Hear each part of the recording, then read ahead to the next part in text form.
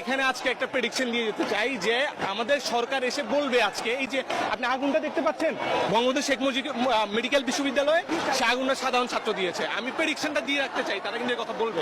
কিন্তু আজকে আপডেটটা আমি এখন আন্দোলনে থাকা অবস্থায় বলি, পরে বললে তো বলবে তারা বানায় বানায় বলতেছে। আমরা ছাত্ররা এখানে শান্তিপূর্ণ অবস্থান করছিলাম, ছাত্রলীগের কিছু ছেলে আমাদের 3-4 জন ছাত্রকে নিয়ে ওইখানে একটা বিল্ডিং এ নিয়ে আক্রমণ করছে, ধরপাকড় করছে, মারছে। তখন আমরা ছাত্ররা যখন তাদেরকে বাঁচাইতে উদ্ধার করতে যাই, তারা সেখানে আগুন দেয়, আগুন দিয়ে আমাদের সাথে ইট পাটকেল ধাওয়াধাওয়ি হয়।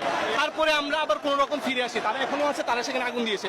তো আমি এখানে থাকতে আপনাকে বলে দিতে চাই, এটা শেখ হাসিনার আগে থেকে একটা স্ট্র্যাটেজি, যেখানে তারা কি করবে, আমাদেরকে দিয়ে তারা বলবে যে আমরা নাকি আগুন দিয়েছি, সেখানে আমরা মোটা আগুন দিইনি। আমি আজকেই বলে গেলাম আপনাদেরকে, এইখানে কিন্তু কোনো সাধারণ ছাত্র আগুন দেয়। আল্লাহর ওয়াস্তে ভাই বিশ্বাস করেন না, এই দেশে অলরেডি স্বৈরাচারের অধীনে, মিডিয়া তাদের অধীনে, বাহিনী সবকিছু তাদের অধীনে। প্লিজ আল্লাহর রাস্তায় বিশ্বাস করেন না, সাধারণ ছাত্র এখানে আগুন দেয় নাই, মাফ চাই।